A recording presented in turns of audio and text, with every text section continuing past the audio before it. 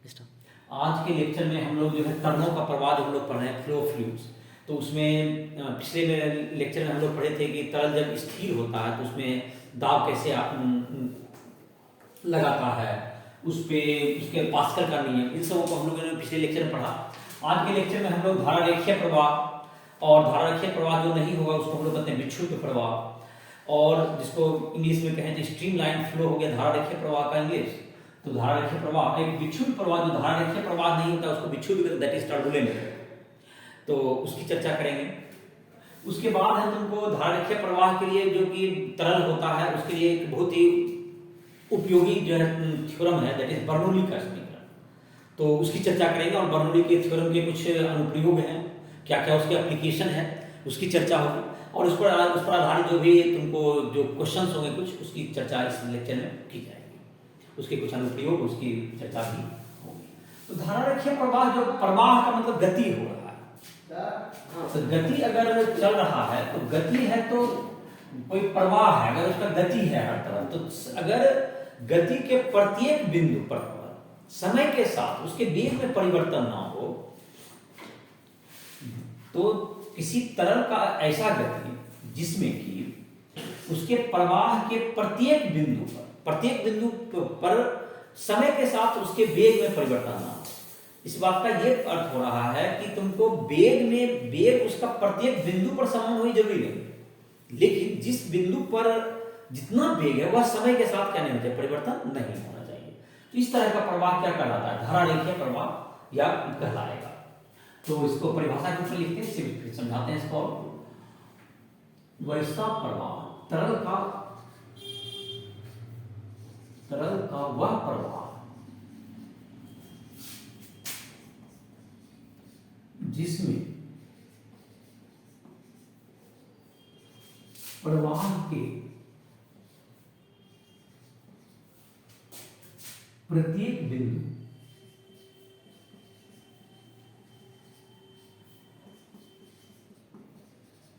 पर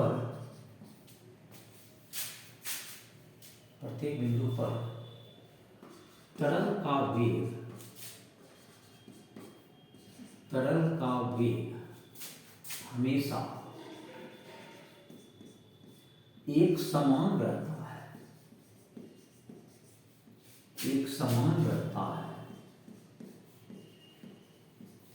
उसे धारा रेखीय प्रवाह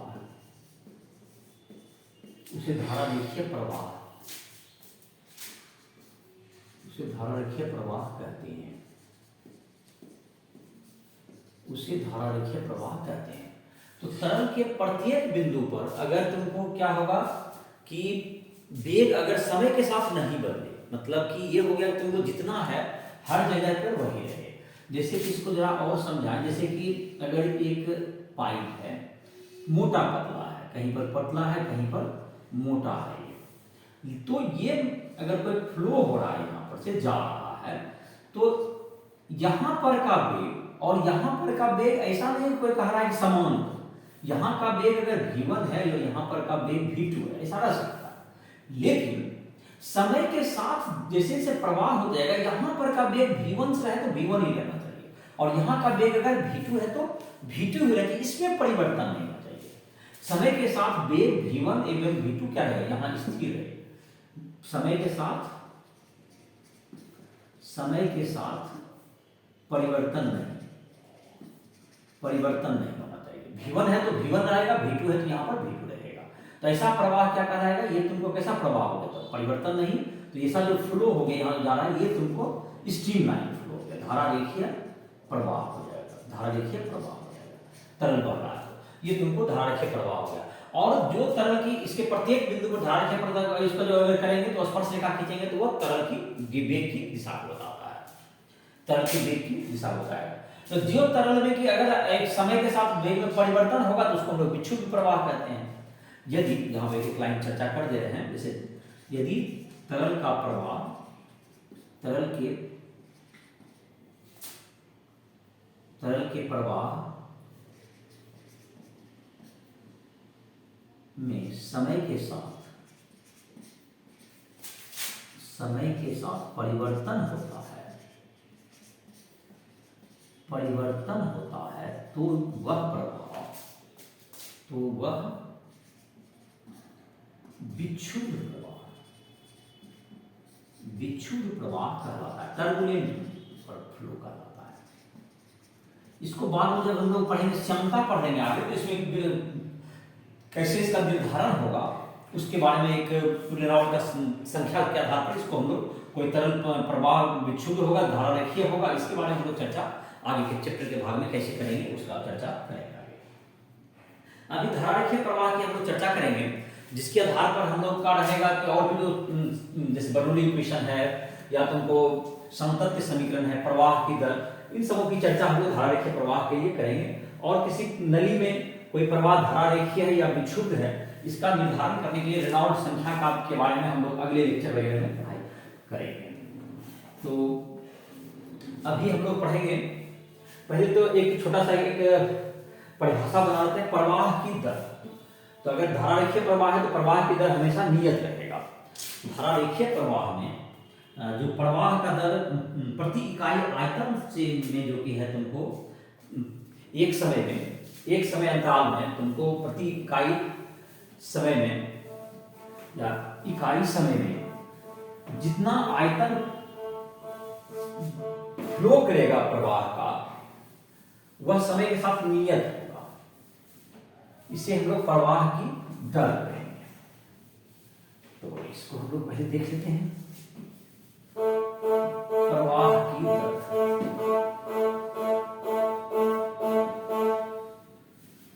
प्रवाह की दर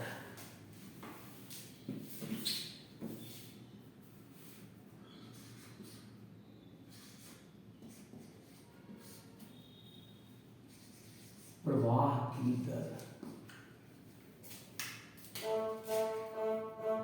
rate of flow, rate of flow प्रति इकाई समय में, प्रति इकाई समय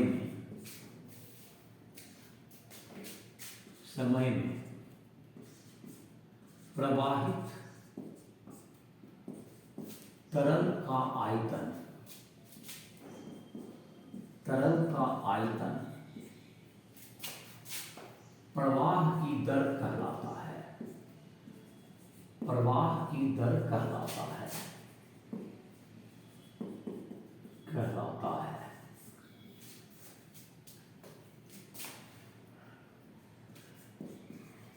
एक नली के अनुप्रस्थ काट का क्षेत्रफल A, अनुप्रस्थ काट का क्षेत्रफल A है, उससे प्रवाहित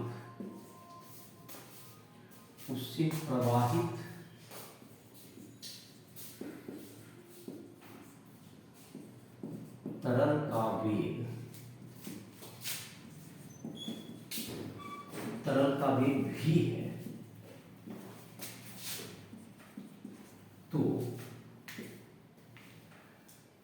डेल्टा t समय में अंतराल में, तो डेल्टा t समय अंतराल में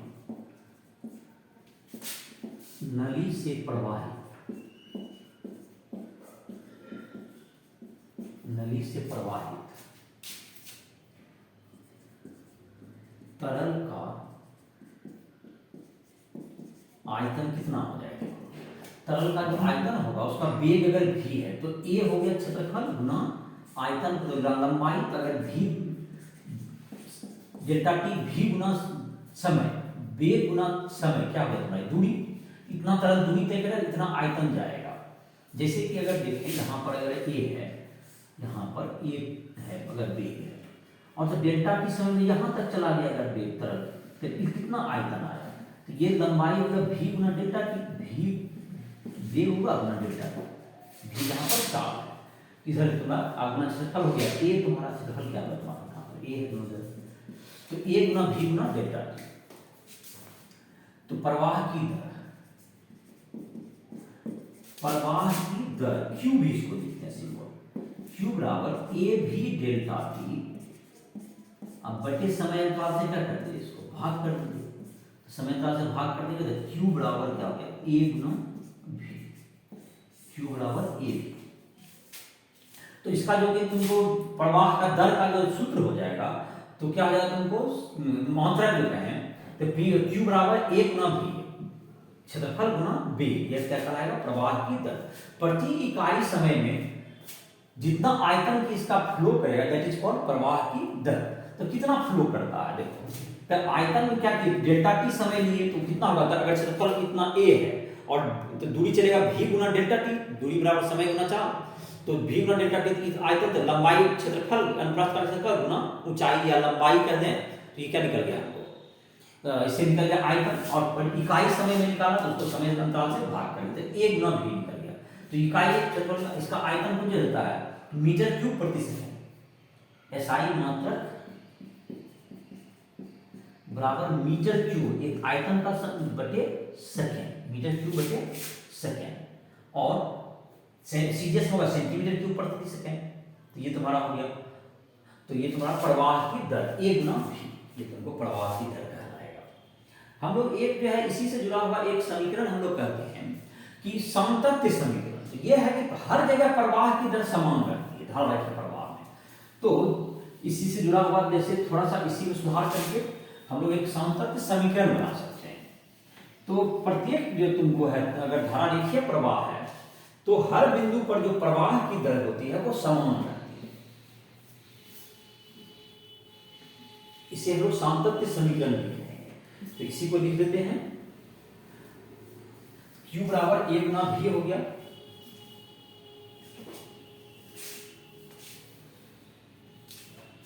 तो धारा रेखीय प्रवाह के प्रत्येक बिंदु पर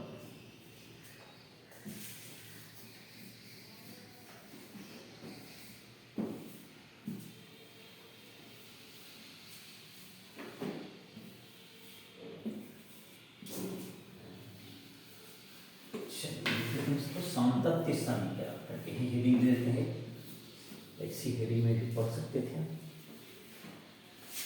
ऐसे हेडिंग में समतत्व समीकरण।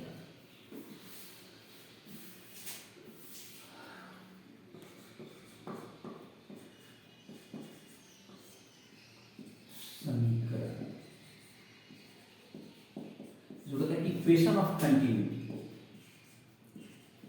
इक्वेशन ऑफ कंटिन्यूटी,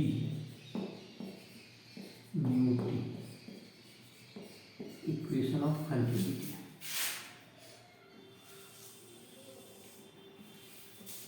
तो धारा रेखीय प्रवाह, धारा रेखीय प्रवाह के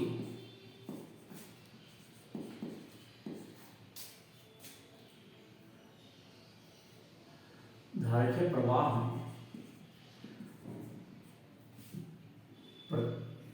में हर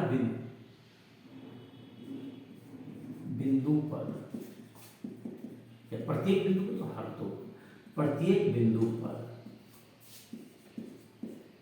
आने वाले एवं उस बिंदु से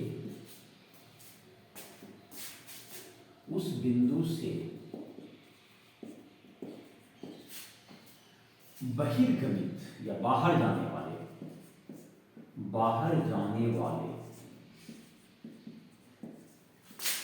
तरल का द्रव्यमान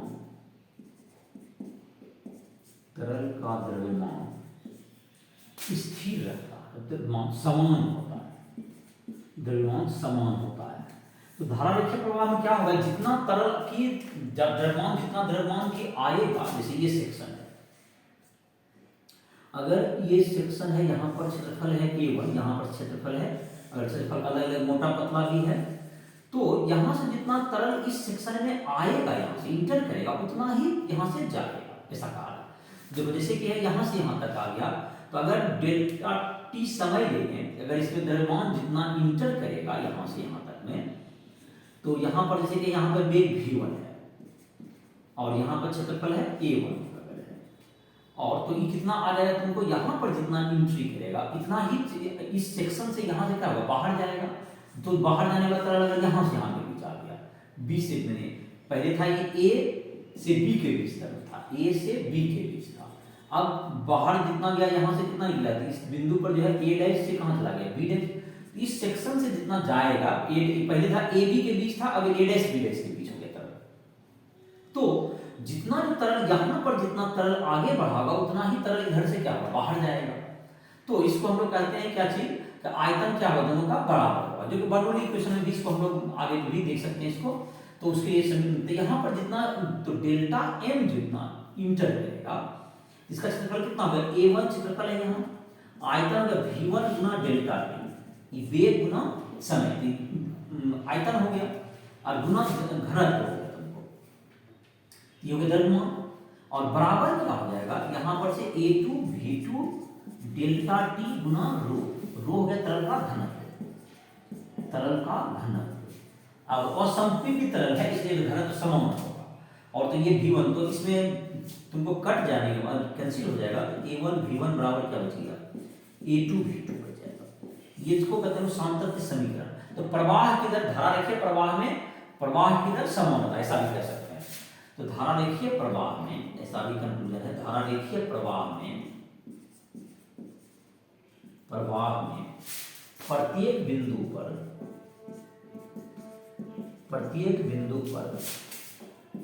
प्रवाह की दर नियत होता है, प्रवाह की दर नियत होता है। प्रवाह की दर में क्या होने होगा, ये तुमको सेम रहता है, Q बराबर A गुना V, ये सेम रहेगा हमेशा। तो ये होगा तुमको साम्प्रत्य का समीकरण कहेंगे, A1 बराबर V1 बराबर A2 V2, इसे हम लोग इक्वेशन ऑफ कंटिन्यूटी कहते हैं। इसके आधार पर कहीं भी अगर एक जगह का वेलोसिटी हमको दिया हुआ है, दूसरे जगह का वेलोसिटी हम क्या कर सकते हैं, प्राप्त कर सकते हैं। तो अब है तुमको, हम लोग बर्नौली का समीकरण पढ़ लेते हैं इसके। तो बर्नौली का जो थ्योरम है, बर्नौली का प्रमेय, उसका कहना है तुमको कि जब कोई धारा रेखीय प्रवाह है, कोई तरल में अगर धारा रेखीय प्रवाह हो रहा है और उसमें श्यानता नहीं हो, मतलब श्यानता नहीं हो मतलब तुम कह सकते हो एक तरह से उसके अणुओं के बीच में आकर्षण को अगर नगण्य माने, तो अश्यान द्रव हो, तो कि हर बिंदु पर उसका दाब, उसके इकाई आयतन की स्थितिज ऊर्जा और इकाई आयतन की गति ऊर्जा का योग हमेशा सेम हो। तो चलो इसको लिख लेते हैं, बर्नौली का प्रमेय, बर्नौली का प्रमेय। किसी धारा रेखीय, किसी श्यान रहित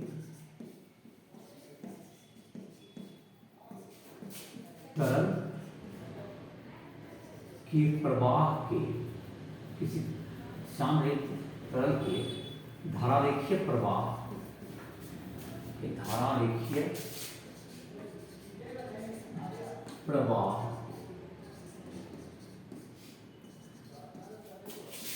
के प्रत्येक बिंदु पर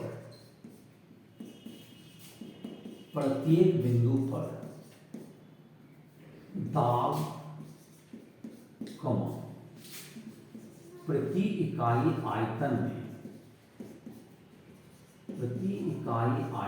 में संचित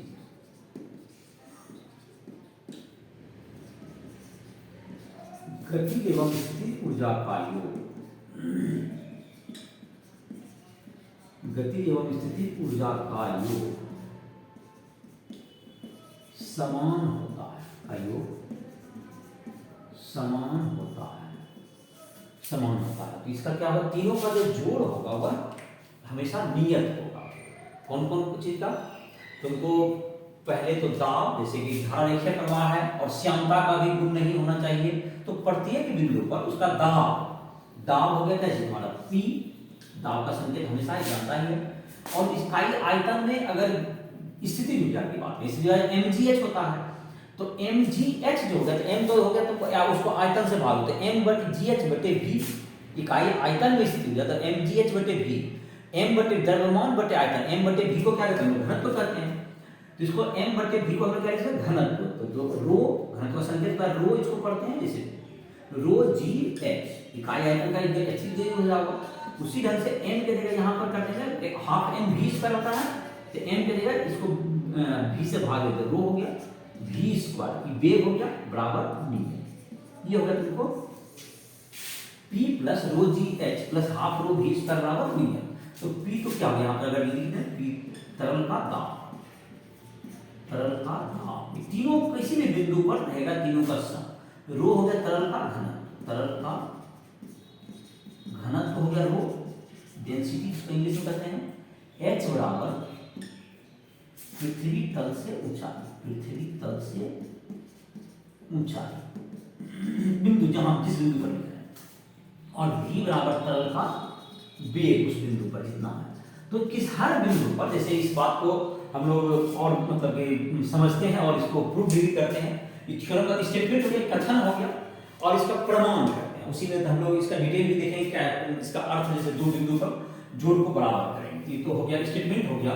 किसी धारा रेखीय प्रवाह में अगर रहेगा, श्यानता नहीं है, और उसमें जाहिर है कि जो घूर्णन गति भी नहीं होना चाहिए, उसको वोर्टेक्स फ्लो नहीं होना चाहिए, तो नॉन वोर्टेक्स फ्लो में हो, जिसकी चर्चा स्टेटमेंट में लिखिए, तो उसमें अगर तुमको गति ऊर्जा भी ना हो, तो कभी कभी देखते हो पानी तुमको घूमने भी लगता है, तो उस तरह का गति नहीं हो, बल्कि धारा रेखीय प्रवाह सीधा चल रहा है। उस स्थिति में क्या होगा कि किसी भी बिंदु पर तीनों का सम, दाब, इकाई आयतन में स्थिति ऊर्जा और इकाई आयतन में गति ऊर्जा का सम, जो हमेशा कांस्टेंट होता है, हमेशा बराबर होगा। तो यह तुमको क्या कहलाता है, बर्नौली का प्रमेय कहलाता है। अब इस विधि को हम लोग प्रूव करते हैं, तो इसके लिए एक नली ले लेंगे, जैसे कभी लिए थे थोड़ा देर पहले, उसी को थोड़ा डिटेल में देखते हैं। ये तुमको लॉन्ग क्वेश्चन के रूप में भी आ सकता है 5 नंबर स्कूल के एग्जाम में। तो ये तुम्हारा इसको प्रूव करेंगे स्टेटमेंट, और तुमको इसका प्रूफ मिला के 5 मार्क्स में तुमको पूछ सकता है। इसके फिर अनुप्रयोग के बारे में हम लोग पढ़ेंगे। तो इसमें बर्नौली का प्रमेय का अनुप्रयोग करते हैं, बर्नौली का प्रमेय का प्रमाण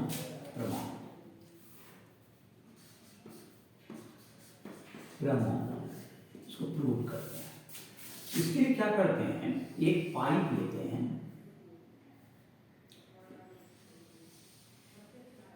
एक पाइप में जो है, ये पाइप है जिसमें कि यहां पर से कि जो तरल है A से B के बीच में, अगर तरल है A से B बिंदु के बीच में क्या है, यहां पर तरल है, A से B बिंदु के बीच में ये तरल है, A से B बिंदु के बीच में ये तरल है। अब जब यहां से क्या होगा, ये तरल जो है तुमको थोड़ा देर के बाद ये A से चला गया, तो यहां से बढ़ के यहां चला जाएगा, ये डैश पर, A से कहां चला गया, ये तरल बढ़ के ये डैश पर, यह तरल यहां से बढ़ के यहां चला गया, वेग इसका है मान लेते हैं v1, और यही तरल फिर यहां से B से बढ़ के कहां चला जाएगा, यहां B है, B से बढ़ के कहां चला गया, ये तुमको B डैश तक, B से बढ़ के मानते हैं तरल चला गया कहां तक, B डैश तक। यहां पर तरल का वेग है B पर, मान लेते हैं v2 है, और यहां पर, और यहां का क्षेत्रफल है क्षेत्रफल A2 है। पहला तरल का, जैसे यहां से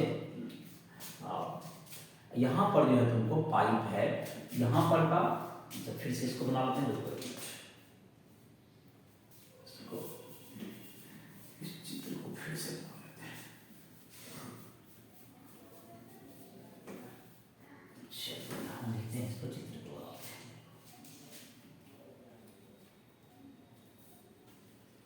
तो इसमें जो तरल में तुमको बर्नौली प्रमेय में क्या होगा, बर्नौली प्रमेय में तुमको प्रत्येक बिंदु पर जो होगा तुमको तीनों का सम, मतलब किसका किसका, दाब का, स्थितिज ऊर्जा का, गतिज ऊर्जा का जोड़ जो होना पड़ेगा, हर बिंदु पर हमको समान करके दिखाना पड़ेगा। तो हम लोग यहाँ दो बिंदु पर टारगेट करेंगे और उन दोनों पर जो है उन तीनों का जोड़ को हम लोग बराबर करके क्या करेंगे, यहाँ पर सिद्ध करेंगे। देखो तो बनाते हैं इसका प्रमाण है हमारा प्रमाण। तो हो गया था, इसको थोड़ा सा नीचे यहाँ पर हो गया। तो यहाँ पर जो तरल आ रहा है ये बिंदु ए से बी के बीच में, अभी अगर इससे इसके बीच में है और ये तरल तुमको बढ़ के यहाँ से थोड़ा सा बढ़ गया और ये कहाँ चला गया, ये बी से बढ़ के चला गया बी डैश पर। तो जाहिर है ए से भी बढ़ा होगा, इसका वेग यहाँ पर है v2 है और यहाँ पर दाब लगा रहा होगा, इधर वाला जो तरल होगा, बाकी तरल जो इस पर दाब लगा रहा होगा P2, इस पर दाब क्या लगा रहा होगा P2। उसी तरह से यहाँ पर जो होगा तुमको, ये जो तरल A पर है यहाँ पर ये इसका वेग है v1 और यहाँ पर इधर वाला तरल इस पर दाब लगा रहा होगा P1। बाकी तरल काफी है, बीच के एक तरल का पॉइंट ले रहे हैं बीच में। और ये जो तरल जो AB के बीच था, अगर ये B से बढ़ के B डैश आ गया तो ये A से बढ़ के कहाँ चला गया होगा, A डैश चला गया होगा, ए से ए डैश में चला गया होगा। और यहाँ पर का जो अनुप्रस्थ काट का क्षेत्रफल है, यहाँ से इसकी ऊंचाई दे दीजिए, इस सेक्शन की पृथ्वी तल यहाँ है, इससे इसकी ऊंचाई को ले लीजिए h1, इसकी ऊंचाई हो गई h1। और ये जो सेक्शन है तुम्हारा जो बी के पास का, जो थोड़ा सा समय के बाद जो तुम्हारा हुआ, ऊंचाई में बहुत परिवर्तन नहीं मानेंगे, इसकी ऊंचाई मान लेते हैं कि h2। और अनुप्रस्थ काट का क्षेत्रफल भी अलग अलग है। यहाँ पर अनुप्रस्थ काट का क्षेत्रफल a1, अनुप्रस्थ काट का क्षेत्रफल, अनुप्रस्थ काट का क्षेत्रफल बराबर a1, इधर की तरफ क्या होगा, अनुप्रस्थ काट का क्षेत्रफल बराबर b, अनुप्रस्थ काट का क्षेत्रफल बराबर a2 और वेग हो गया v1। देखो ये जो तरल जो AB के बीच में, इधर जो बाकी भी पाइप होगा इस साइड, वो इसको इधर दाब रहा है, इधर वाला तरल, और इधर वाला तरल इसको इधर दाब रहा होगा, तो जाहिर है उसका दाब इधर लगेगा। तो हमको जो साबित करना होगा, यहाँ का दाब अगर P1 है तो P1 प्लस यहाँ का ऊंचाई क्या है, हाइट है h1, P1 प्लस रो जी h1 प्लस यहाँ का वेलोसिटी v है वेग, तो हाफ रो v1 स्क्वायर, और यहाँ पर वही सब क्वांटिटी मतलब हो गया P2 रो जी h2 प्लस हाफ रो v2 स्क्वायर। यहाँ पर जितना जोड़ होगा उतना ही जोड़ यहाँ पर होगा। ये हमको साबित करना है, ये पृथ्वी तल से ऊंचाई है। तो इस बात को हम लोग पहले स्टेटमेंट लिख लेते, जो जो हम लोग माने हैं इसको बोर्ड पर क्या क्या लिख दिए हैं में। पहले तरल A से B के बीच है तो इसको लिखते जाते हैं, इसी स्टेटमेंट भी हो जाएगा तुम्हारा। देखो उसके बाद फिर प्रूव करेंगे, पहले स्टेटमेंट क्या क्या माने हैं सबको यहाँ दिखाते हैं। धारा रेखीय प्रवाह के, धारा रेखीय प्रवाह में A तथा AB के मध्य तरल पर विचार करते हैं,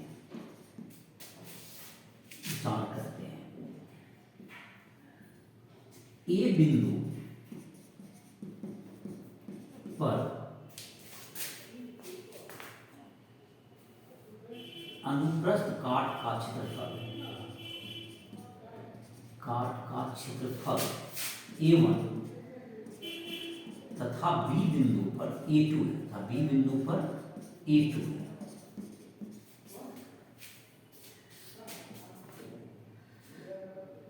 पृथ्वी तल से A एवं B की ऊंचाई क्रम से, A एवं B की ऊंचाई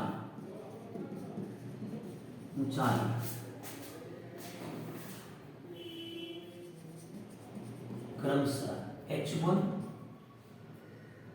h2 एवं तरल का इन बिंदुओं पर वेग v1 एवं v2 है। तो ये तुम्हारा हो गया A बिंदु पर, और भी मान लेते हैं इसका, A बिंदु पर दाब P1 तथा बी बिंदु पर दाब P2 है। ये सब दिया हुआ है देखना। तो यहाँ पर क्या क्या है तुमको जो जो माने हैं इसको फिर से देख लो। ऊंचाई इसका ए बिंदु पर h1 ऊंचाई है, इसका पृथ्वी तल से इस पे h2 है, यहाँ का वेग v1 है, यहाँ पर वेग v2 है, और यहाँ पर जो है अनुप्रस्थ काटा क्षेत्रफल a1 है, यहाँ पर a2 है। और यह जो तरल है तुमको अब जैसे कि यहाँ से यहाँ तक चला गया, इसकी चर्चा अब करेंगे।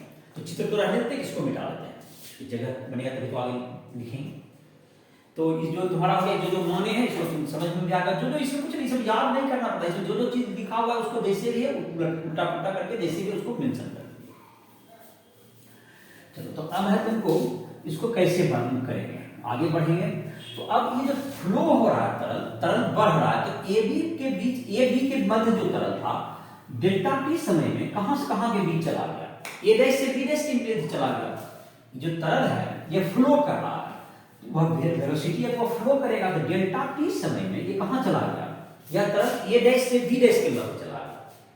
तो इसका एक अर्थ ये निकला कि यह जो तरल जो अभी किसके किसके बीच है, ए बी के बीच में है, डेल्टा टी समय अंतराल के बाद यही तरल ए डैश से बी डैश के मध्य होता है।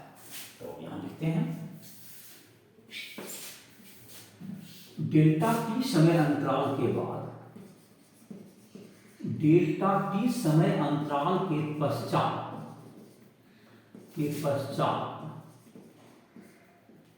AB के मध्य तरल, AB के मध्य तरल, मध्य स्थित तरल A डैश B डैश के मध्य हो जाता है, A डैश B डैश के मध्य हो जाता है, A डैश B डैश के मध्य हो जाता है। इस बात का मतलब यह निकला कहीं न कहीं, पहले था ए बी के बीच, अब ए से बढ़ के चला गया ए डैश पर, बी से बढ़ के चला गया बी डैश पर। तो जो तरल का द्रव्यमान ए डैश के बीच में जितना तरल होगा उतना ही तरल किसमें रहा होगा, बी डैश के, क्योंकि बाकी तो ए डैश से लेके बी तक का तो तरल का आयतन समान है। तो इस बात का मतलब ये निकला कि ए डैश के बीच का तरल का द्रव्यमान ए डैश के मध्य तरल का द्रव्यमान बराबर बी डैश के मध्य तरल का द्रव्यमान, बी डैश के मध्य तरल का द्रव्यमान।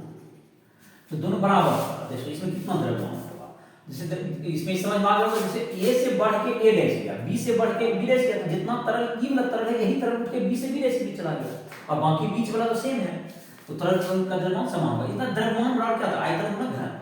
और आयतन में क्या लिख सकते हैं हम लोग, यहाँ पर है A1 क्षेत्रफल गुना दूरी, जैसे हो गया V1 गुना डेल्टा टी, ये क्या होगा आयतन जैसा ही बता रहे थे, अब गुना कर दे घनत्व, ये क्या निकल गया। अब बराबर क्या होगा तुमको, दूसरा पर है A2, दूसरा V2 डेल्टा टी, यहाँ पर घनत्व है रो। इसको मान लेते हैं, सपोज है कि इसको डेल्टा M मान लो, मानो इस द्रव्यमान को क्या मान लेते हैं, द्रव्यमान को डेल्टा M, यही द्रव्यमान है। तो यहाँ पर जो है तुमको A1 V1 इंटू क्या होगा तुम्हारा, A1 V1 delta T into rho is equal to तुम्हारा क्या होगा A2 V2 डेल्टा टी गुना रो, मतलब द्रव्यमान गुना घनत्व, दैट इज आयतन, डेल्टा M मान लिया। तो यहां पर लिख सकते हैं हम लोग, अब A1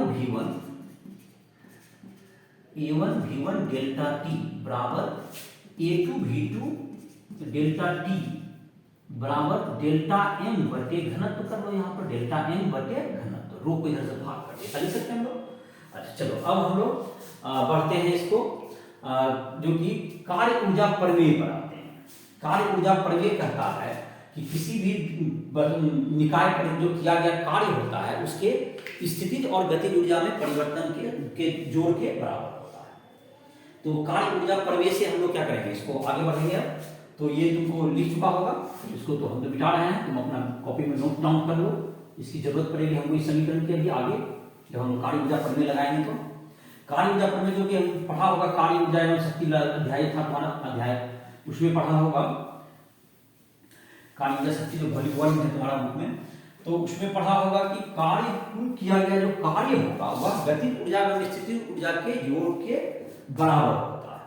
तो अब कार्य निकालेंगे तो पहले कार्य निकालते हैं। कार्य बराबर क्या होगा, बल गुना विस्थापन, और बल बराबर होता है तो दाब गुना क्षेत्रफल।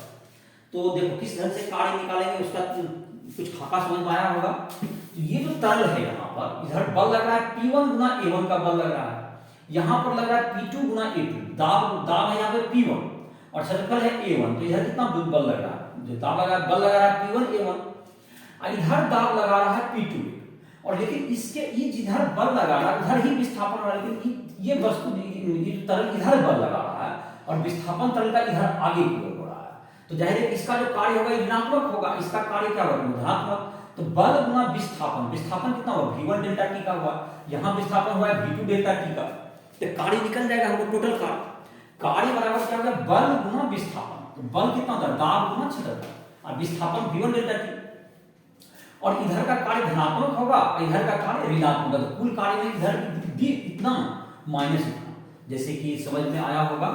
कुल किया गया कार्य देख लेते हैं, कुल किया गया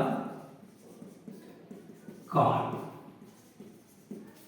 डेल्टा W बराबर क्या होगा, P1 गुना A1 बल हो गया, विस्थापन कितना V1 डेल्टा T है, और माइनस P2 A2, इसके निगेटिव लिए क्योंकि उल्टा दिशा में कार्य हो रहा है, बल गुना विस्थापन, बल है इधर के साइड और विस्थापन हो रहा है अपोजिट साइड, तो ये तुम्हारा हो गया कुल कार्य हो गया। तो कार्य बराबर क्या आ जाएगा, तो इसमें कॉमन ले सकते हैं P1 into A1 V1 delta T, इसका मान था अभी डेल्टा M बटे रो था, P1 गुना क्या लिख सकते हैं इसको, डेल्टा M बटे रो था यहाँ इसका मान, माइनस अभी जो लिखे थे उसमें जो तुम कॉपी में यहाँ पर बोर्ड पे लिख किया है P2 गुना डेल्टा M बटे रो, ऐसा मान हो गया, कुल कार्य का मान हो गया। यहाँ पे लिखे थे A1 V1 गुना डेल्टा T का मान लिखे थे डेल्टा M बटे रो, कुल कार्य निकल गया। अब कार्य ऊर्जा प्रमेय क्या करता है, कार्य ऊर्जा प्रमेय से, कार्य ऊर्जा प्रमेय से उसका कहना है हमको, कुल किया गया कार्य बराबर गतिज ऊर्जा एवं स्थिर ऊर्जा में परिवर्तन, कुल किया गया कार्य, कुल किया गया कार्य बराबर स्थितिज ऊर्जा में परिवर्तन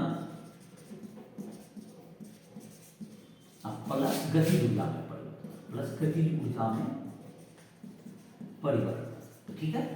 तो कुल किया गया कार्य का तो मान हमारे पास आ चुका है, उसको हम नोट डाउन करते हैं, P1 इंटू डेल्टा M बटे rho minus P2 into delta M बटे रो।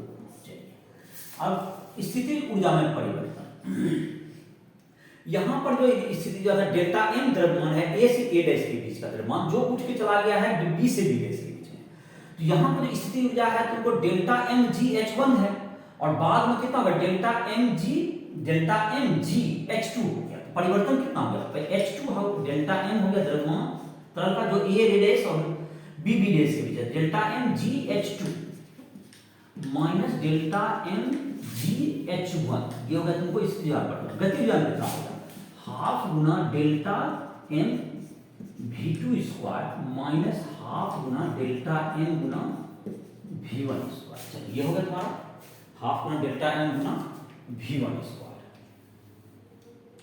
ये तुम्हारा निकल गया, कुछ कर दूंगा, ये जो तुम्हारा निकल गया, तो इसका अब इसमें डेल्टा M हर जगह है, डेल्टा M तुम्हारा कैंसिल हो जाएगा, डेल्टा M तुम्हारा कैंसिल हो जाएगा। चलो अब मिटा लेते हैं ऊपर का चित्र को, तो दोनों जगह का जो है तो हमको याद है तुमको क्या प्रूफ करना है, वो ध्यान रखो, यहाँ पर P1 प्लस क्या चाहिए, half rho GH1 plus half रो V1 स्क्वायर बराबर उधर कर देंगे दूसरा का, जो कि आ जाएगा इजीली आ जाएगा, कैलकुलेशन का बात है खाली, डेल्टा M तुम काट दो, प्रूफ हो ही गया, इधर उधर कर देंगे बस प्रूफ हो गया। तो कार्य ऊर्जा प्रमेय से ये क्या होगा तुम्हारा सिद्ध हो जाएगा। तो P1 माइनस क्या तुमको P1 डेल्टा M को कैंसिल कर दो, सब जगह डेल्टा M है, हर टर्म में डेल्टा M है, तो डेल्टा M हर जगह से क्या होगा तुम्हारा कैंसिल हो गया, सब टर्म में ही है तो कट गया, जब कट जाए तो क्या बचेगा तुम्हारा, देखो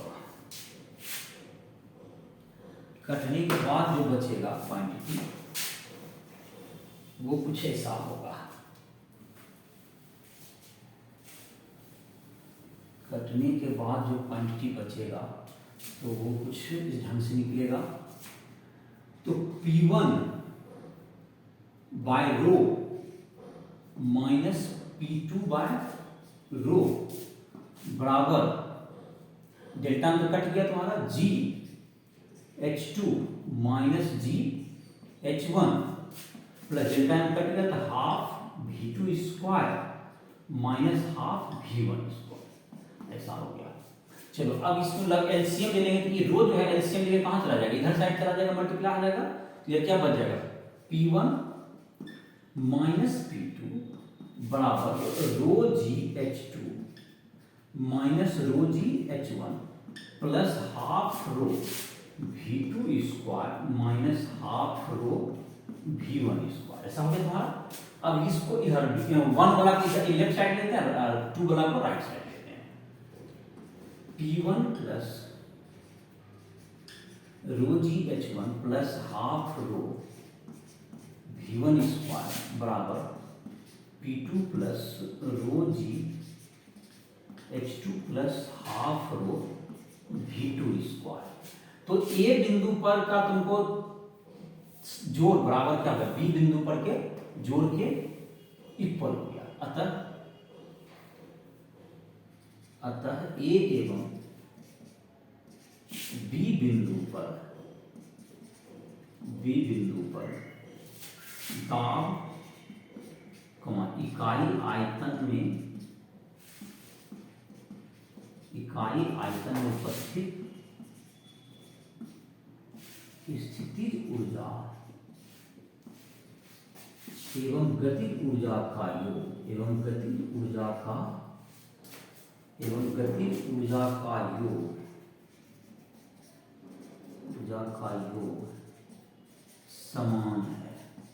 समान है। अतः तरल के प्रत्येक बिंदु पर दाब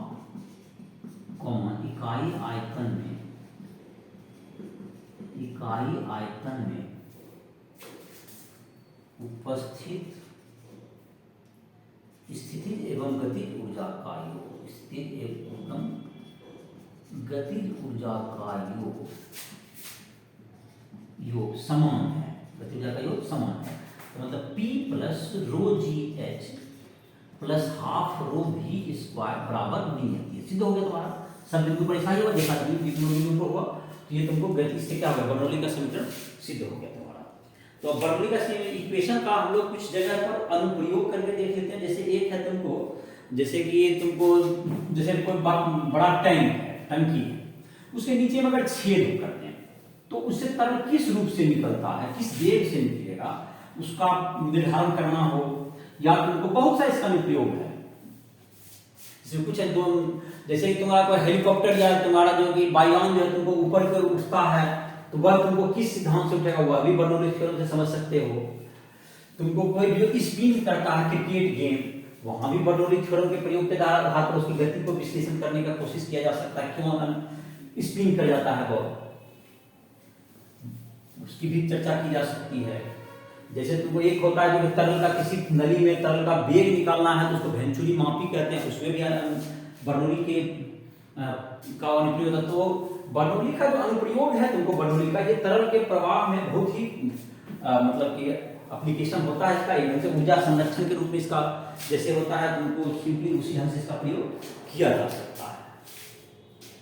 तो ऊर्जा के रूप में इसका तो जाहिर ऊर्जा संरक्षण तो हर जगह पर बहुत से फैक्टर में काम जहां करता रहता है, बर्नौली का थ्योरम का अप्लाई एप्लीकेशन कीजिए।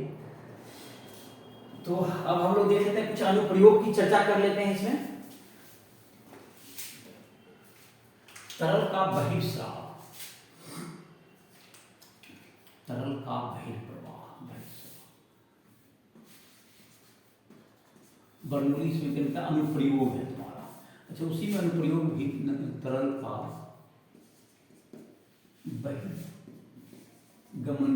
बहिर्गमन वेग, देखो जैसे कि चित्र बनाएंगे इसी में समझ में आ जाएगा।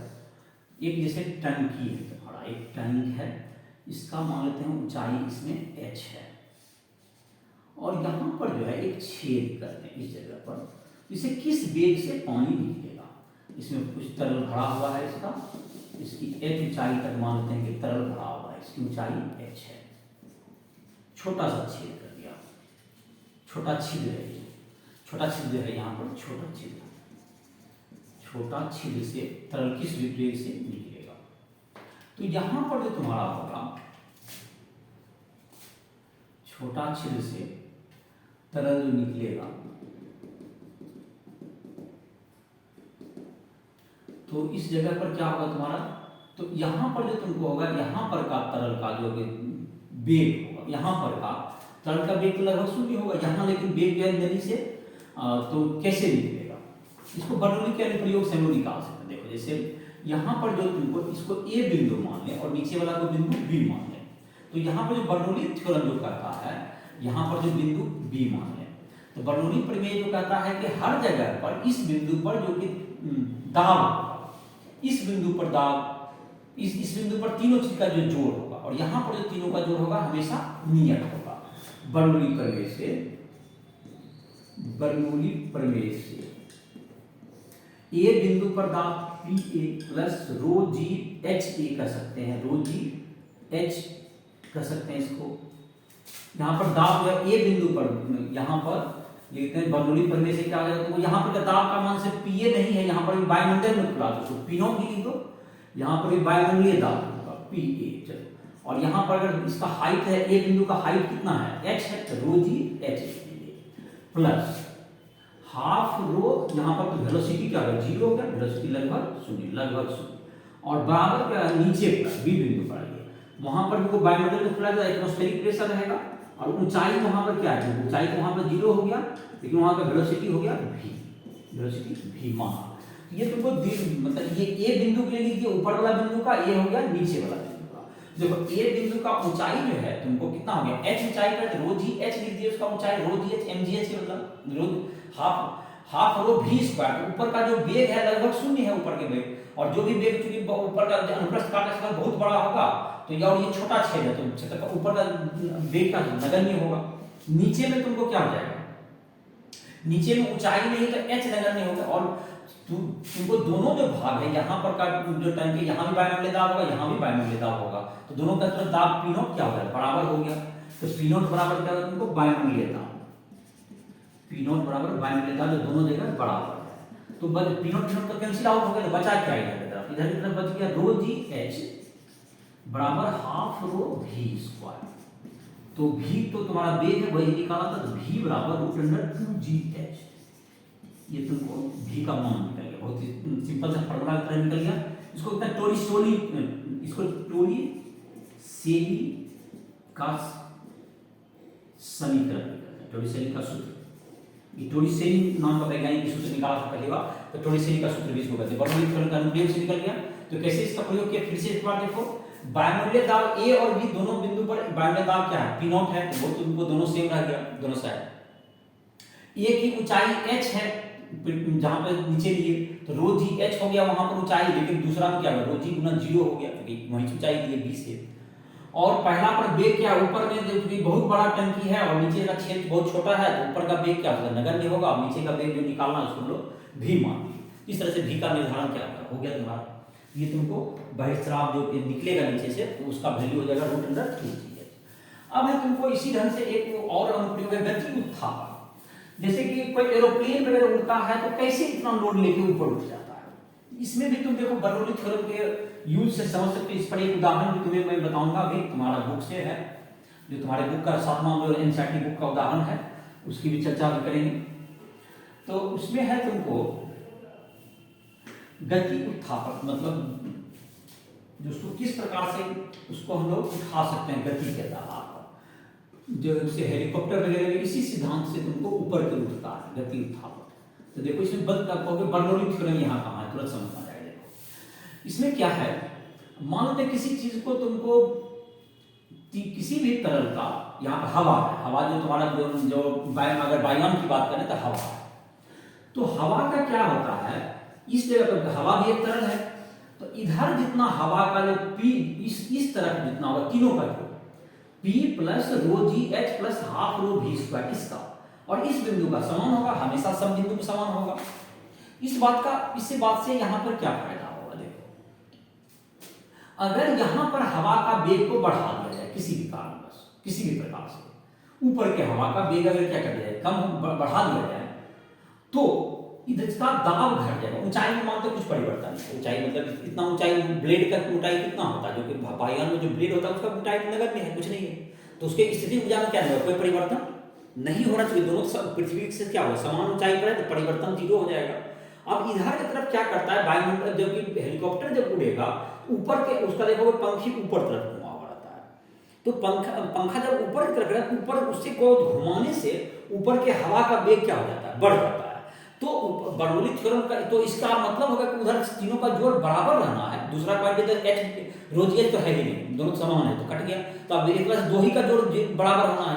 अगर दाब ऊपर का वेग बढ़ गया तो वेग बढ़ गया, गति ऊर्जा बढ़ गया तो उसका दाब क्या हो जाएगा, घट जाएगा। तो जोड़ तो समान रखना है, नीचे का और ऊपर का जोड़ क्या होना है, समान रखना है। और इसका ऊर्जा वेग बढ़ा दिए तो इसका मतलब इसका दाब क्या हो जाएगा, कम हो जाएगा। इसका दाब जब कम हो जाएगा, नीचे का दाब ज्यादा रहेगा, इसको किधर की तरफ धकेल देगा, ये ऊपर की तरफ क्या करने लगेगा, इसको ये धकेलने लगेगा। और इस तरह से वो जो वायुयान है वह धीरे धीरे किधर भागने लगेगा, ऊपर की ओर होने लगेगा। तो ये जो गति थापक विचार होगा, समझ में आ गया होगा, तो इसको लिखने रहे, समझ लो। फिर से मैं एक बार बोलता हूँ, वायुयान में तुमको या हेलीकॉप्टर में ऊपर के हवा का वेग क्या करते हैं, लोग बढ़ा देते हैं, जिससे कि उसका जो नीचे का दाब है, नीचे का दाब ज्यादा हो जाता है, ऊपर का दाब कम हो जाता है। क्योंकि बर्नौली थ्योरम में अगर एक बढ़ेगा दूसरा का जोड़ बराबर रहना है, एक बढ़ेगा दूसरा को क्या होना पड़ेगा, घटना पड़ेगा। और इस तरह से क्या होता है तुम्हारा P plus half rho V square बराबर नहीं है, क्योंकि हाइट का अंतर नहीं है, हाफ रो V स्क्वायर बराबर नहीं है। तो अगर V बढ़ गया तो P क्या हो जाएगा, कम हो जाएगा। तो ऊपर का दाब कम हो गया, नीचे का दाब क्या हो, ज्यादा हो गया। तो दाब ज्यादा हो गया तो ये जो नीचे का बल तो एरिया है, तो बल दाब में अंतर गुना A, तो क्या हो जाएगा, उतना बल को क्या कर सकता है, उतना लोड को धीरे धीरे क्या होगा, ऊपर की ओर ले जा सकता है या उसको बैलेंस कर सकता है। तो जैसे कि एक उदाहरण है तुम्हारा, उसमें भी तुम समझ सकते हो। जैसे कि एक बोइंग विमान है तुमको, जो तुम्हारा उदाहरण नंबर 7 है एनसीईआरटी का। बोइंग विमान है तुमको, जो कि काफी वजन है, कितना वजन दिया हुआ है, कितना वजन है देखो, द्रव्यमान साहित्य दिया हुआ है 3.3 सर, कितना है 3.3 10.5, काफी वजन का द्रव्यमान वायुयान। उसका जो पंखी है उसका तुमको दिया हुआ, जिसका जो एरिया है क्षेत्रफल तो दिया हुआ 500 मीटर स्क्वायर दिया हुआ है। तो वह जो है तुमको उसके वेग में कितना प्रतिशत का परिवर्तन करें, वेग का में कितना परिवर्तन करें ऊपर। पहला पार्ट तो ये है तुमको दाब में कितना अंतर निकाल लीजिए। चलिए पहले लिख देते हैं, क्वेश्चन का नंबर लिखते हैं। एनसीईआरटी उदाहरण जो तरलों का प्रवाह अध्याय में 7वां, तरलों का प्रवाह जो अध्याय है उसका 7 नंबर एग्जांपल। इसमें कह रहा है कि अगर तुमको एक वायुयान है, वायुयान का वजन है, तुमको वजन दिया हुआ है तो mg लग जाएगा नीचे, बाद में डाटा रखेंगे mg लगेगा। और इधर का जो दाब लगेगा, इधर का दाब मान लेते हैं P2 है, P2A बल हो गई। और ऊपर से क्या लगेगा इसका P1A लगेगा, P1A। तो P1A plus mg, P1A plus mg बराबर P2A होगा, तभी तो ये बैलेंस में रहेगा। मतलब कि बैलेंस रह सकता है, नहीं तो नीचे गिर जाएगा। मतलब इसमें दिया हुआ ये जो बोइंग विमान है कुछ ऊंचाई पर 960 किलोमीटर प्रति घंटा के स्पीड से उड़ रहा है, तो ऊपर नीचे नहीं उठना है, मतलब ये चल ही रहा है।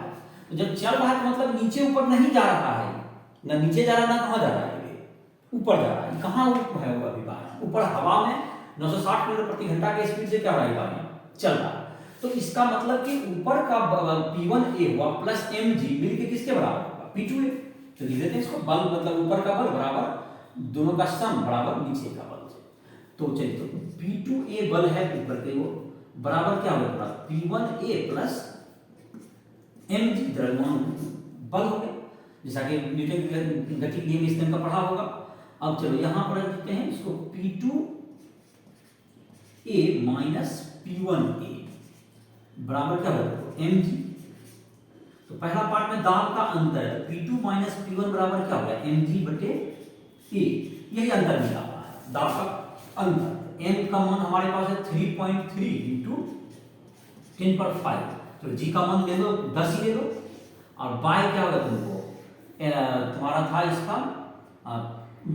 इसका मान हो गया तुम्हारा दिया हुआ है P2 माइनस एरिया दिया हुआ 500 मीटर स्क्वायर, एरिया कितना दिया हुआ है 500 मीटर स्क्वायर। तो इसको कैलकुलेट करके तुम्हारा आंसर आ जाएगा पहला पार्ट का कितना आ गया 6.5 into 10 power 3 पास्कल, पास्कल या न्यूटन प्रति मीटर स्क्वायर। तो ये तुम्हारा हो गया इतना दाब का अंतर है, समझ में आ गया होगा आसानी से। P1 मतलब ऊपर का बल बराबर नीचे से लगाया गया बल, जो कि न्यूटन की गति के नियम में सिखा ही होगा, तो इजीली क्या होगा तुम्हारा निकल गया। इसी का जो सेकंड ए पार्ट हुआ, ये पहला पार्ट बना तुम्हारा। इसी में बी पार्ट है कि इतना जो कि इसको संभालने के लिए ऊपर का वेग का जो प्रतिशत में है कितना अंतर होगा, वेग में ऊपर का वेग बढ़ाना पड़ेगा, तभी तो दाब क्या होगा ऊपर का कम होगा, नीचे का ज्यादा होगा। तो वेग में कितना प्रतिशत का परिवर्तन होगा, चलो यही के बारे इसको मिटा करके ही चलाते हैं। तो इसमें दाब का आप देखेंगे तो जो अब इसमें बर्नौली थ्योरम लागू करते हैं हम लोग, P1 माइनस P2 का वैल्यू P2 माइनस P1 का निकल चुका है, उसका जरूरत पड़ेगा हमको, तो उसका वैल्यू ले लेंगे, उसका पहले सूत्र बना लेते हैं। देखो बर्नौली इक्वेशन से तो ये तुम्हारा हो जाएगा, देखो सूत्र पहले बनाते हैं। P1 मतलब कि ऊपर का P1 प्लस हाफ रो V1 स्क्वायर, वहां का वेलोसिटी हवा का V1 स्क्वायर बराबर P2 प्लस हाफ रो V2 स्क्वायर। इसी को ध्यान दिया तो half rho V1 square minus V2 square बराबर क्या होगा P2 minus P1, P2 minus P1। तो हाफ रो, तो रो गुना इसको लिख देते हैं, हाफ भी है ही और इसको फैक्टराइज कर देते हैं, तो V2 माइनस V1 और इसको लिख सकते हैं गुना V2 प्लस V1 बटे 2 बराबर क्या होगा तुमको डेल्टा P बराबर P2 माइनस P1 ही रहेगा, तो डेल्टा P यही दाब। तो हमको चाहिए कि इसका V2 माइनस V1 दाब में परिवर्तन, वेग में परिवर्तन यही चाहिए, डेल्टा V इसको कह सकते हैं।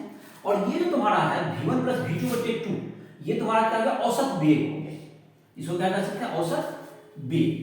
तो तुम्हारा क्या हो गया रो यहां पर ये तो इधर भाग हो जाएगा, तो V2 V1 माइनस V2 इसको डेल्टा V कर दीजिए, डेल्टा V गुना V औसत V एवरेज, ये औसत वेग हो गया V1 प्लस V2 बटे 2 बराबर क्या होगा तुम्हारा डेल्टा P, और रो इधर से चला जाएगा इधर डेल्टा P बटे रो हो गया।